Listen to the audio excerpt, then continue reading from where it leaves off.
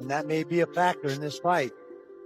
Can Chelsea Hackett get inside, and can Ditcheva keep her out on the end of those long-range punches?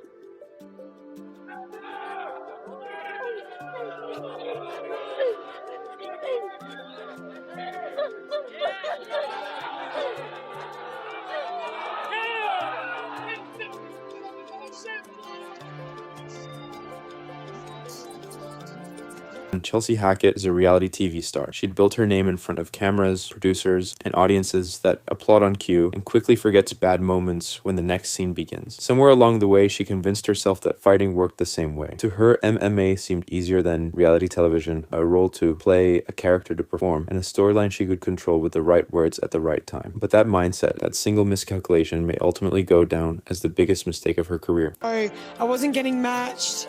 I was constantly in the gym trying to get better, obviously, like get better at jiu-jitsu, get better at wrestling, and just get better while being inactive in the cage. Because before this fight ever happened, Chelsea Hackett called out Dakota Ditcheva, and she didn't do it quietly. She said, and I'm quoting her directly, "I don't know much about her. I can't really find her on social media, but I'm certain she'll bring power and speed. She's from the Philippines, so she'll have a tough head." Despite acknowledging what she believed were her opponent's strengths, Hackett remained supremely confident, adding, "I'm fitter, stronger, faster, and I have more experience. A fighter is a fighter, and I'm a fighter."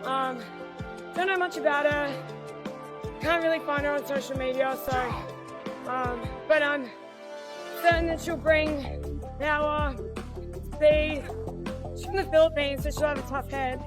But yeah, I'm fitter, I'm stronger, I'm faster. I've had more experience.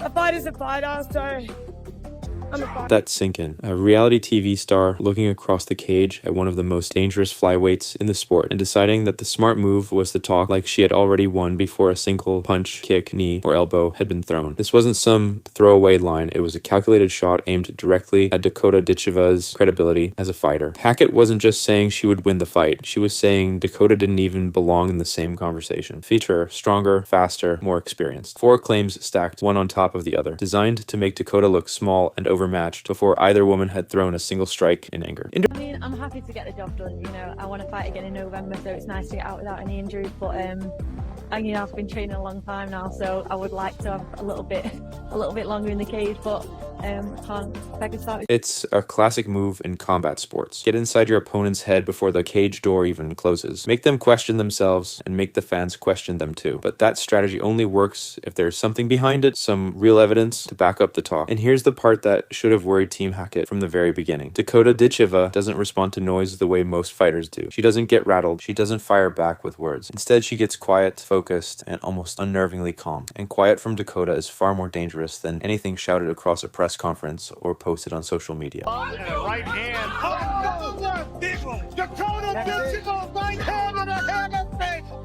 Another knockout for Dakota Ditcheva. For anyone who needs an introduction, Dakota Ditcheva is not a name you stumble across by accident. He's a Muay Thai specialist with elite level striking, a fighter known for patience and precision rather than wild, reckless aggression. She stalks her opponents, cuts off the cage piece by piece, step by step, never rushing and never panicking. She controls the range and tempo until the opening appears naturally, and when it does, she doesn't miss. Her elbows are surgical, and her knees in the clinch are devastating and systematic. Not wild haymakers, but calculated weapons designed to break opponents down piece by piece. Fighters who have shared the cage with her describe the same pattern over and over again, pressure that never lets up from bell to bell, a gas tank that somehow gets stronger as the rounds go on instead of fading, and finishes that feel less like one big dramatic moment and more like an avalanche that has been building quietly throughout the entire fight.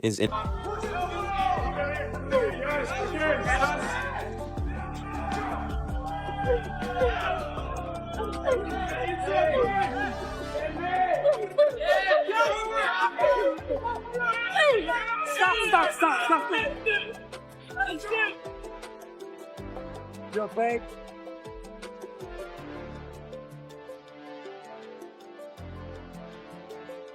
That's the fighter Chelsea Hackett decided to call slower, weaker, and less experienced before the bell had even rung. Not an unproven prospect, not a gatekeeper, but a genuine rising force in the division who has made a habit of making statements, not just winning rounds. When fight night finally arrived, the question wasn't whether Hackett had confidence. She clearly did. And to her credit, that kind of self-belief isn't something you can fake completely. The real question was whether that confidence was built on anything more than a good camera presence and a viral quote. From the opening exchanges, it felt like two completely different fighters operating in two completely different different gears. One was performing for an audience, the other was executing a plan that had been drilled for weeks inside the gym. Even from the very start, the difference was impossible to ignore.